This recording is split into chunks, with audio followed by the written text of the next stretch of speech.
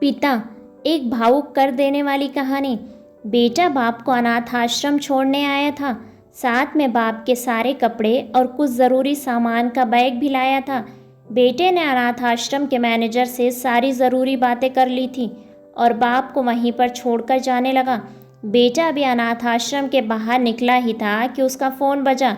Phone उसकी पत्नी का था, जो दूसरी तरफ से पति को कह रही थी, वापस आने से पहले ससुर जी से कह देना, किसी छुट्टी या त्यौहार पर हमसे मिलने नहीं आएंगे तो भी चलेगा। आप वहीं पर खुश रहिए और हमें भी यहाँ सुख से जीने दीजिए। फ़ोन रखकर बेटा वापस अनाथ आश्रम में जाता है। बेटे की नज़र अपने बूढ़े पिता पर पड़ती है, जो अनाथ आश्रम के मैनेजर से हंस हंस कर बातें कर रहे थे और काफ़ी खुश भी लग रहे थे।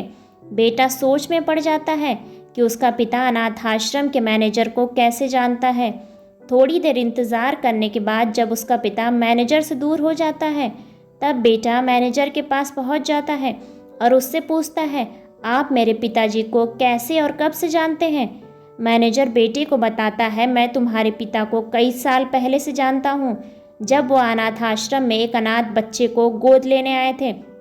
दोस्तों, कुछ समझ में आया? अब आप ही बताइए, सच में अनाथ कौन था? वह बेटा जो अपने बाप द्वारा बिना उसे बताए किए गए इतने बड़े उपकार के बदले उनके आखिरी समय में इस तरह ठोकर मार रहा था, या वह पिता जिसने एक अनाथ बच्चे को निस्वार्थ भाव से इतना प्यार दिया जितना खुद के बच्चों को दिया जाता है?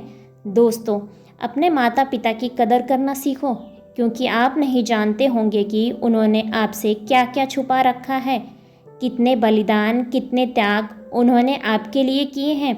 शायद आप जानते भी नहीं होंगे।